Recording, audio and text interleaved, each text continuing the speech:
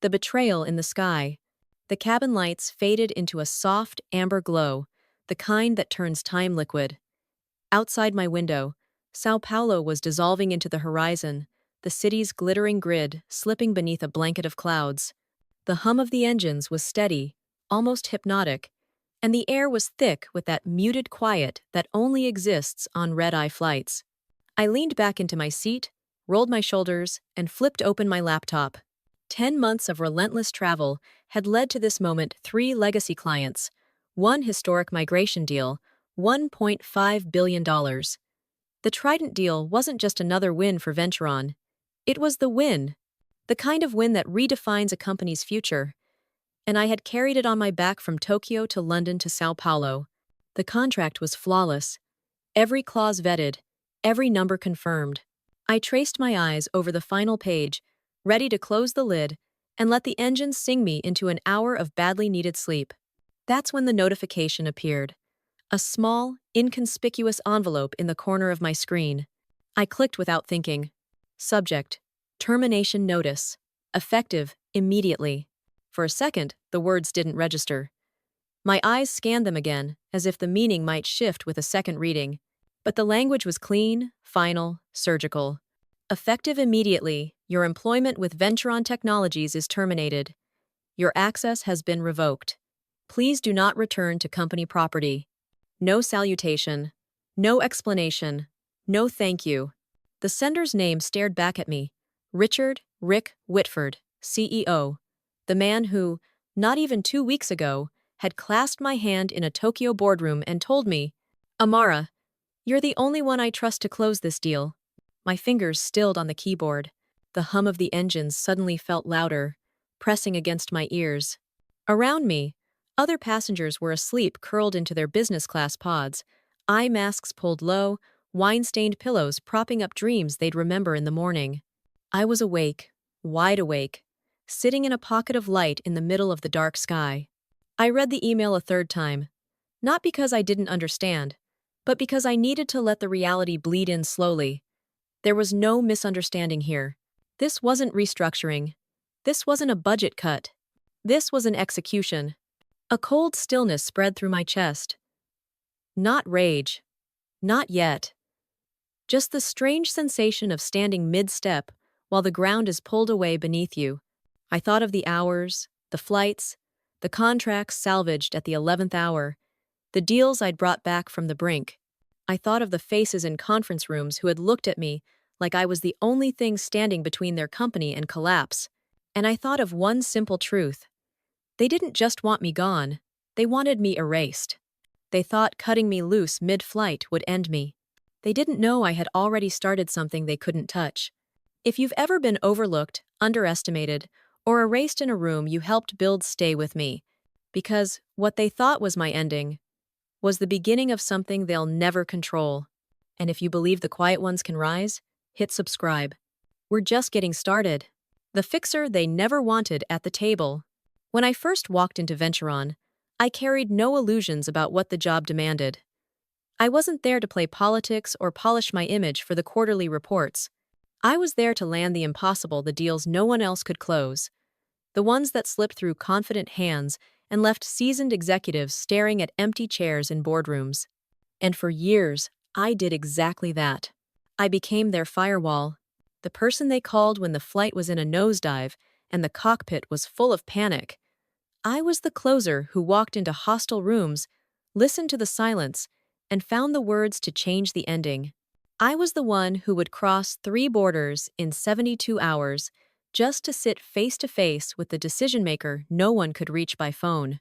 The story they liked to tell, the one that made its way into quiet conversations over scotch in the executive lounge, happened in the middle of winter 4 years ago. A $400 million deal with a notoriously stubborn European consortium had collapsed mid-negotiation. The head delegate had stood up, announced that Venturon had failed to grasp the cultural nuances, and walked out. In less than an hour, legal was in chaos. Finance was throwing blame like grenades, and the vice president of global sales looked like he'd aged a decade in the span of a meeting. I didn't wait for permission. I walked straight into the abandoned conference room, grabbed the crumpled proposal from the table, and tore into it. I stripped out every bloated promise, rewrote the core structure in 20 minutes, and requested a private call with the consortium's head delegate. That night, while most of Venturon's leadership was still replaying their own embarrassment over drinks, I was on a secure video call speaking in the delegate's native language. We didn't talk about synergies or strategic partnerships. We talked about what they actually needed, what they had been asking for all along but no one at Venturon had truly heard. By sunrise, the deal wasn't just salvaged, it had grown. 2 new territories added, a stronger revenue share model, a longer contract term. When I walked back into the office that morning, I wasn't met with quiet nods or polite applause. Rick himself pulled me into the executive lounge, glass of champagne in hand, smile like I had just saved his family from ruin. "That's the kind of leadership we need at the very top," he told the room. People clapped. Some smiled with relief. A few whispered the magic words, Executive Vice President, Global Strategy. And for a moment, I let myself believe it. For the next few weeks, I worked as if the promotion was a formality. I flew to client sites. I negotiated with telecom giants in conference rooms that still smelled faintly of fresh paint. I walked out of meetings where competitors had failed and left with contracts worth more than their annual revenue. Then came the updates from HR. The promotion was in progress. Then it was under review. Then there was silence. At first, I told myself not to read into it. Titles take time. Budgets shift. Maybe they were restructuring the org chart. Then, one afternoon, while preparing for a presentation in a side conference room, I heard it. The board was meeting next door. The sliding door between our rooms hadn't closed all the way. I heard the laughter first, that polite, knowing kind. Then a voice I recognized. Amara's brilliant, but let's be honest. When she walks into a room, no man wants to speak. Another voice, lower but clear. Yeah, she's more field ops. Not exactly EVP material. Field ops. Like I was some well-dressed mercenary they could drop into the field when things went bad, then quietly forget once the smoke cleared. Like I wasn't already shaping the company's future from the shadows. I stood there, hand resting on the edge of the portfolio I had built over months, letting their words sink in. It wasn't about skill. It wasn't about leadership. It was about containment. They didn't want me at the table because my presence would force them to admit I'd been running it all along. I left that day without saying a word. Not because I agreed, but because I understood. In their world, confidence in a black woman wasn't a leadership trait. It was a threat assessment. And that was the day I decided. If they wouldn't give me the seat, I would build my own table. The rival, Madison Whitford. The first time I met Madison Whitford, she was framed perfectly in the doorway of the executive lounge, the kind of arrival that wasn't about chance, but choreography. She was fresh out of graduate school, wearing a navy shift dress that looked like it had never known a wrinkle, her blonde hair falling in that deliberate way that says, I don't try this hard, except I do. She wasn't there for me. She was there for her father, Richard Whitford, CEO of Venturon, master of corporate stagecraft. But she gave me that smile people reserve for politicians and wedding photographers. Warm enough to feel friendly, calculated enough to make you wonder how many times it had been practiced in the mirror. Her title read, Strategic Advisor, which meant nothing and everything. It was the kind of role you invent for a legacy hire when you're not sure where to put them, but you want everyone to see they're important. She had 2 years of corporate experience. No technical background. No track record in global strategy. But she had something more powerful than any of that, the CEO's bloodline. Her first real test came sooner than anyone expected. We were in Singapore for a closed-door demo with one of our most cautious pilot partners. Madison had been asked to walk them through the front-end experience. 10 minutes in, she clicked the wrong file, an unsecured dataset containing personal information from the pilot program. Names. Contact info. Notes. The room went still. One of the client's senior engineers stiffened in his seat. By the time the meeting ended, the client was already in damage control mode. In any other company, it would have been a scandal, a PR nightmare. Madison would have been lucky to leave with her job, let alone her dignity intact. That night, my phone rang. Rick. She didn't mean to, Amara. She just didn't know. Can you handle this quietly? I didn't argue. I didn't ask why I was the one being called to mop up the mess. I pulled every connection I had, worked through the night to contain the breach, and spun it into a beta testing glitch that never made it past a few trade blogs. I even took the press call myself so her name never appeared in the notes. She never thanked me. I didn't expect her to. I told myself I was protecting the company. Months later, Madison began appearing in my orbit more often. A quick sync here, a just curious there. Always framed as collaboration, never confrontation. But her questions weren't about learning, they were about harvesting. She'd ask for context on my client strategy, then repeat my words in the next meeting as though she'd coined them herself. It was subtle. At first, until the night I opened the shared drive to finalize the Trident pitch deck, the one I'd spent weeks refining.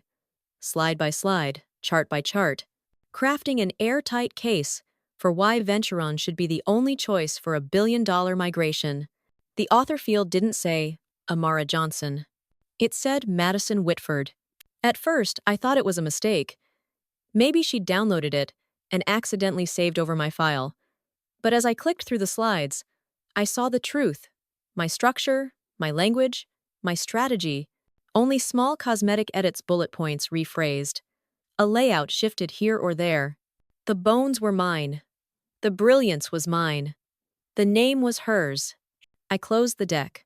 My hand hovered over the phone, tempted to call her, tempted to call Rick. But I already knew how the story would be told if I did. They'd call it collaboration. They'd say I was imagining things. They'd call me territorial. Or worse, emotional. That word always came out when a woman questioned power. So I said nothing. Not because it didn't matter, but because I knew, deep down, that confronting her wouldn't change the outcome. In a system designed to keep her untouchable, the truth was a liability I couldn't afford to spend. But I also knew something else. This wasn't the first time my work had been erased, and it would not be the last. Which is why, months earlier, I had already started building something of my own. The secret plan, Travant. I had learned a long time ago that in corporate politics, loyalty without leverage is just a leash. And I was done wearing one. 6 months before the Trident deal even had a name, I started building something no one at Venturon could see a future that didn't depend on their permission. It began quietly. No splashy pitch decks, no whispered teasers to the press, just a name, Travant, and the outline of an idea. What if I created the kind of company Venturon pretended to be? Agile instead of bureaucratic. Transparent instead of political. Built around clients, not egos. The first person I called was Io Mensa. Ao had been Venturon's most gifted systems architect, the one who could turn an impossible infrastructure request into a live, working system in less time than it took the rest of the team to draft a feasibility report. He was brilliant, but he was black, outspoken, and unwilling to play the deferential role some people expected from him. They called him not a cultural fit. I called him the best damn engineer I'd ever worked with. Next was Nia Roberts, a legal strategist with the kind of mind that could slice through a 100-page cross-border compliance agreement and find the one sentence that would sink you in court. She'd walked away from Venturon after hitting the glass ceiling for the third and final time. She knew exactly how to protect a company from predatory contracts and exactly how to protect me from Venturon's reach. Finally, Noah Tan, a finance strategist who understood not just numbers, but power. He knew how to structure deals so that money became a shield, not a chain. We met in apartments, not offices, dinners instead of conference rooms, encrypted calls instead of company lines. No one in Venturon's leadership suspected a thing, because while I was building Travant, I was still delivering results for them that no one else could. It was the perfect cover. Every client conversation I had, every negotiation I navigated, taught me something about what worked and what didn't in this industry. And every time Venturon failed to see the cracks in their own structure, I was writing the blueprint for something better. I didn't need investors yet. I didn't need headlines. What I needed was to be ready for the day the leash snapped. And that day was coming.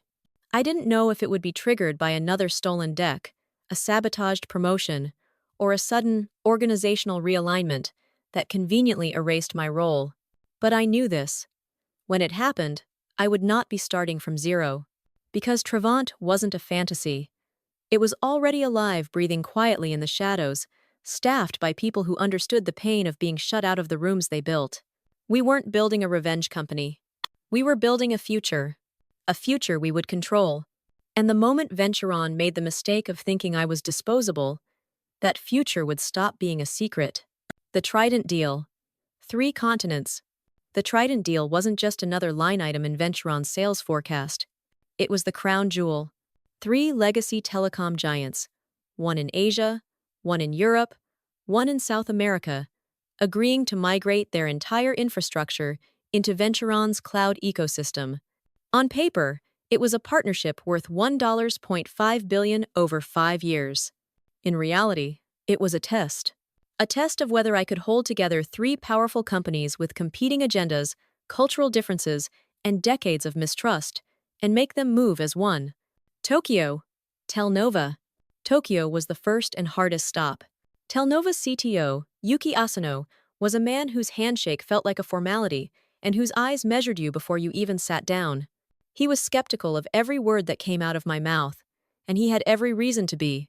Telnova had heard Venturon's pitch before security promises that wilted under scrutiny, flashy dashboards that masked weak architecture. So I didn't give him a pitch. I gave him proof. I slid across the table, a custom-built security spec, sheet 1 Venturon hadn't even seen yet. Real-time redundancy. Zero trust architecture. Multi-jurisdictional compliance built from the ground up. I walked him through every detail in deliberate, precise Japanese, leaving no gap for doubt. When I finished, he didn't smile, but he nodded. "I see why they send you," he said. "The others, they speak, but they do not understand." As we left the meeting, we walked together to his car. Just before he stepped inside, I asked quietly, "And if there were a leaner model, same tech stack, fewer layers between need and delivery, would you be open to it?" He turned his head, studied me for a long moment. "Send it to me." "Oh." London, Eurocom. If Tokyo was skepticism, London was exhaustion. Brexit had turned regulatory compliance into a minefield, and Venturon's standard contracts were riddled with clauses that no longer made legal sense. I'd flagged the issues months ago. Legal ignored them. So I fixed them myself. Sitting in a tiny rented flat at 11:40 p.m., I rewrote the entire contract framework using the compliance models Nia and I had developed for Travant. The next morning, in Eurocom's glass-walled boardroom, I slid the draft across the table to Linda Clark, their general counsel. She scanned the first page, then the second, then looked up at me. "This isn't the Venturon standard. It's the one that works," I said. "Unless you'd like 3 weeks of delays and 50 rounds of red lines." She smirked. "You did this yourself?" "Off the record," I replied. She tapped the pages, leaned back in her chair. "Next time we negotiate, I want you on this side of the table." São Paulo. Brasilink. By the time I reached São Paulo, I was running on espresso and muscle memory. Luis Mata, CEO of Brasilink, was warm but blunt. We'd just spent 4 hours hammering out financial structures, revenue share models, and data sovereignty clauses when he leaned forward, lowered his voice, and said, "I trust you, Amara. But I don't trust Venturon." I held his gaze. "I know. He studied me for a moment, weighing something in his mind. "If you could give me this deal without the politics, without the noise, without the bottlenecks, would you? Would you want me to?" I asked. You already know my answer. By the end of the 10-day sprint, I had secured verbal commitments from all 3 companies, not just to Venturon, but to me. They didn't say it out loud. They didn't have to. I carried their trust across 3 continents like a sealed envelope, and I knew exactly where it would be delivered if Venturon ever decided I wasn't worth the seat I had already built for myself. Mid-flight execution. The flight from Sao Paulo to New York was supposed to be my victory lap. The kind of flight where you finally exhale after weeks of running the world like a relay race, Tokyo to London to Sao Paulo, handing the baton only to yourself at every exchange. The Trident deal was done. Contracts reviewed. Terms locked. All three companies in alignment. I had navigated culture, politics, and time zones with a precision that should have made me untouchable. I was already thinking about the quiet glass of wine I'd pour for myself when I got home. About the single night of uninterrupted sleep I had promised my body before I'd start preparing for the next phase. That's when the email appeared. Subject: Termination notice. Effective immediately. I read it once, twice, 3 times. Effective immediately. Your employment with Venturon Technologies is terminated. All credentials have been revoked. Please do not return to company property. It was signed by Richard Whitford, the same man who told me, not even 2 weeks ago, that I was the only person he trusted to pull this deal together. It wasn't restructuring. It wasn't a budget cut. It was a surgical removal. I checked my laptop again. My company email logged out. Slack session expired. VPN access blocked. Even my internal contact list gone. My phone buzzed as the company's mobile device management wiped my account in real time. They weren't just firing me. They were erasing me.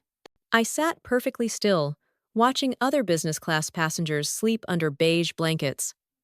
The cabin was so quiet, I could hear the faint click of the flight attendants collecting wine glasses. They thought this was the end. They thought deleting my credentials would cut my access, my leverage, my future. They didn't know me. I reached under the seat and pulled out my other laptop, matte black, unbranded, encrypted. Venturon had never seen it, couldn't touch it, wouldn't even know what it contained. I opened the lid. The Travant logo appeared, faint against the dark screen. Inside the secure folders were every piece of work that mattered. Trident contract drafts in every revision. Negotiation transcripts from Tokyo, London, São Paulo. Custom compliance frameworks. Market entry strategies, tailored to each client's expansion goals. All mine, all legal, all untouchable. 6 months earlier, when I began quietly building Travant, I had followed every protocol to ensure the data I carried was mine to keep. I wasn't reckless. I was ready. They thought midair was the perfect time to cut me loose. No chance for me to rally, no chance for me to defend myself. Instead, they had just freed me from the last chain I had left.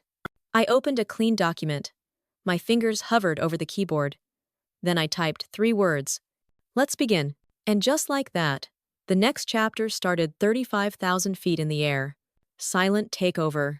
At 35,000 feet, with the cabin lights dimmed and the hum of the engines steady in my ears, I didn't feel rage.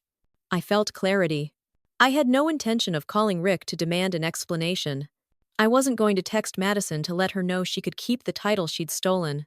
I wasn't going to send some emotional farewell email to the company. I was going to do something far quieter and far deadlier. I opened Travant's encrypted client portal. 3 names sat at the top of my private contact list. Yuki Asano, CTO, Tel Nova, Tokyo. Linda Clark, General Counsel, Eurocom, London. Luiz Mata, CEO, Brasilink, São Paulo. 3 people who had just staked $1 billion commitment on me, not on Venturon. I drafted the same message to each of them. No attachments, no signatures, no pitch deck. Just 4 words. The door is open. I hit send, closed the laptop, and didn't touch it again for the rest of the flight. 48 hours later. Venturon headquarters, New York. Monday morning, Rick walked into the weekly executive meeting, expecting an update on the Trident accounts. He was probably looking forward to some reassuring progress notes, maybe even a pat on the back from the board for navigating a smooth leadership transition. Instead, the first thing he noticed was silence. Telnova wasn't answering Venturon's calls. Eurocom's legal team had an out-of-office auto-reply, instructing all Trident inquiries to be directed to their current point of contact. Brasilink's assistant said Luis was unavailable for Venturon. Rick tried again, and again, and again. Nothing. By 10:30 a.m., the panic was visible. Madison was in the war room with junior comms managers, trying to draft a statement. Legal was asking if anyone knew what "the door is open" meant. I knew. Because while Venturon scrambled for answers, the three most valuable clients in the company's history were quietly logging into Travant's onboarding system built by AO, secured by Nia, designed for a smooth migration without a single public headline. No lawsuits, no leaks, no noise. This wasn't a dramatic heist. I didn't need to sneak into servers or copy hard drives. I had already earned the only thing that mattered: trust. And trust moves faster than contracts. By midweek, each of the Trident companies had exploratory meetings scheduled with Travant's leadership team. No press. No announcements. Just a quiet shift in allegiance. Venturon wasn't being attacked. It was being ignored. And in the corporate world, being ignored is the most terminal diagnosis you can get. I didn't need to watch them collapse to know it was already happening. But in my hotel room, overlooking the Hudson River, I refreshed the Travant dashboard anyway and saw 3 new logins blink green on my screen. I leaned back in my chair and smiled. The takeover had begun, and no one had heard a thing. The Munich showdown. Munich in late spring is the kind of city that makes even corporate tension feel like it's happening inside a postcard cafe. Tables spilling onto cobblestone streets, tulips pushing through wrought iron planters, sunlight turning every beer glass into amber. But inside room C214 of the Global Tech Summit, the air was tight, heavy. Rick was already there, standing at the head of the table like a man who still believed he controlled the narrative. Beside him sat Madison, poised, immaculate, pretending her promotion hadn't been built entirely on theft and nepotism. They were flanked by Venturon's interim strategy lead and 2 compliance managers in stiff suits. They weren't here for small talk. They were here to save what was left of their reputation. The prospective partner, Marek Dvorsky, CEO of a rising Eastern European cloud firm, was a big man with a measured gaze.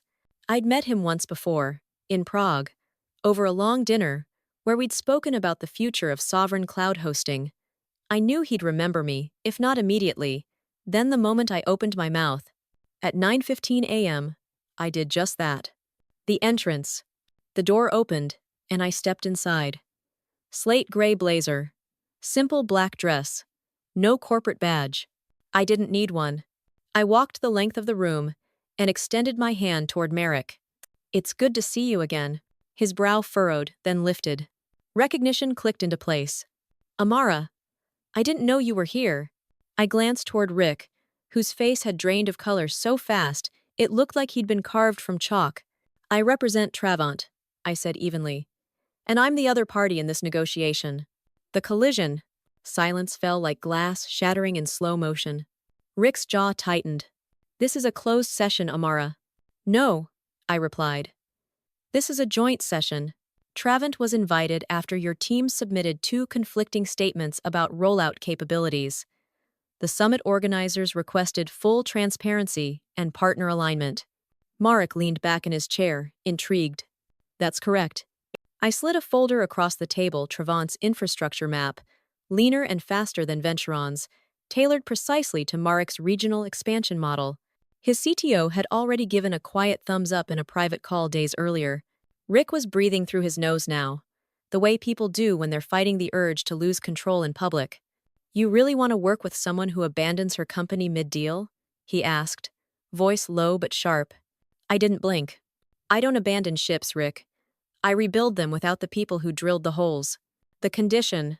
Marek glanced between us, the tension a living thing in the room.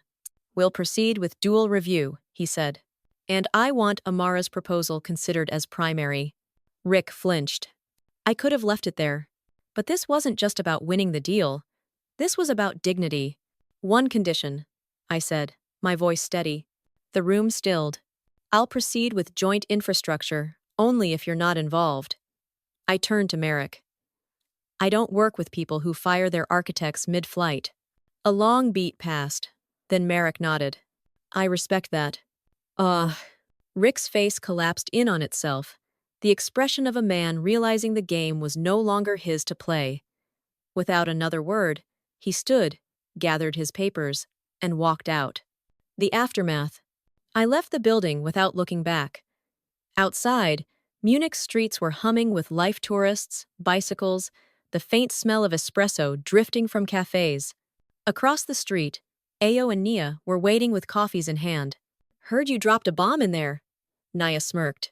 "No bombs," I said, taking a sip. "Just balance, restored." We walked toward the square, the bells of the Frauenkirche chiming in the distance. I didn't need to gloat. I didn't need to celebrate. Because I had just walked into the room they had tried to shut me out of, and made it mine. Restoration. We didn't rush back to the hotel after Munich. We lingered in the city, like people who had just buried a ghost. The sun was warm on the cobblestones. Street musicians played the same song 3 times in a row without losing their smile, and the air carried that mix of fresh bread and coffee you only find in European mornings. For the first time in years, I wasn't walking toward another boardroom to justify my existence. I was walking toward a future I had already claimed. The calls from inside Venturon started almost immediately after I left the summit. Some were to Ayo, some to Nia, some to clients who didn't bother returning them. By the end of the week, the silence surrounding Rick and Madison had become its own statement. The Trident clients never issued a press release. They didn't explain why Venturon was no longer their voice. They simply moved forward with Travant, as though it had always been the plan. In business, that kind of quiet is lethal. It doesn't scream defeat, it makes the other side vanish. 2 weeks later, the first headline appeared in the trades. Madison Whitford resigns amid strategic shift at Venturon. No farewell post, no interview. Just a single paragraph buried between minor acquisition news and conference announcements. People inside the industry didn't ask where she went. They didn't care. An hour after that story dropped, another alert pinged on my phone. Venturon board removes CEO Richard Whitford in unanimous vote. No lawsuit, no scandal, no messy public implosion, just removal. The same surgical precision they had used on me now turned inward. When I stepped into Travant's new headquarters for the first time, the morning sun poured through the tall windows, spilling across the polished floors in long, unbroken lines. The air was still, but not cold. It carried the hum of something alive, the quiet energy of people who were here by choice, building something they believed in. On the far wall, freshly mounted in brushed steel, was a plaque. Not a marketing slogan, not a buzzword-heavy mission statement. Just my name, Amara Johnson, founder, CEO. I stood there longer than I expected to, my fingers brushing the cool metal. I thought of all the times my name had been scrubbed from proposals before they went to the client, the deals I'd carried to the finish line only to see someone else take the credit at the press conference, the way Madison had looked me in the eye while delivering my own words as if they were hers. They had taken so many pieces of my voice for so long. But now, I didn't have to raise it because the building spoke for me. I walked into the boardroom. Not the sterile chrome heavy box Venturon used to favor, but a room with warm wood, soft light, and walls that invited conversation instead of dominance.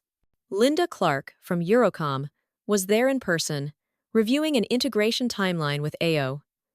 Luis Mata was laughing on a video call about the last football match in Brazil. In the corner, a small package from Tokyo Yuki Asano's gift 3 bonsai trees, one for each continent we now supported. It didn't feel like a throne. It felt like balance. I knew then that what I had built wasn't revenge. Revenge burns too fast. This was reclamation. This was taking back everything they'd convinced themselves I couldn't hold. And now it was mine, steady, untouchable, undeniable. By the end of that day, the final consolidated Trident contract sat on the table in front of me. I signed it without hesitation, not thinking about the $1.5 billion or the headlines it would generate. I thought only of my name in ink. My name not hidden in the fine print, not erased, not replaced. My name exactly where it belonged. Signing my name on that contract felt nothing like the deals I had signed at Venturon. Back then, every signature was followed by a quiet, invisible theft my work absorbed into the company's credit, my name fading into the shadow of whoever they wanted to present as the face of success. But this signature didn't dissolve into someone else's story. It anchored mine. It said, "I am here, I built this, and I will be remembered by default." I thought about the people watching from the sidelines, the ones who had been told to wait their turn, until they realized the turn would never come. The ones who'd been praised in private but replaced in public. The ones who had learned that being indispensable didn't protect you from being erased. To them, I want to say this. You are not invisible, you are not replaceable, and you are not done. Some battles are not won with fire. They are won with focus, with stillness, with the patience to wait until the ground shifts under the feet of those who underestimated you, and then to step forward, not to destroy, but to claim. I remembered my grandmother's words from years ago. Don't let them own your peace, because if they own your peace, they own you. That's what they had tried to do. Own my peace, control my narrative, define my worth. They failed. I wasn't here because I had fought louder. I was here because I had fought smarter. And if you've ever had your name removed from something you bled for, if you've been told to let it go when they meant let yourself go, then hear me when I say, you do not have to accept it. You can build your own table. And when you do, you'll realize they were never the gatekeepers. They were just temporary landlords. Now, I sit at the head of my table, surrounded by people who know my worth because they've seen it, lived it, and built alongside it. And together, we're writing the kind of story that will never need a press release to prove it happened. If my journey sounds like your fight, don't stay silent. Drop your story in the comments. Share this video with someone who needs to hear it. And hit subscribe, because we're building a space where Black brilliance writes its own script. We're not done yet. We are just getting started.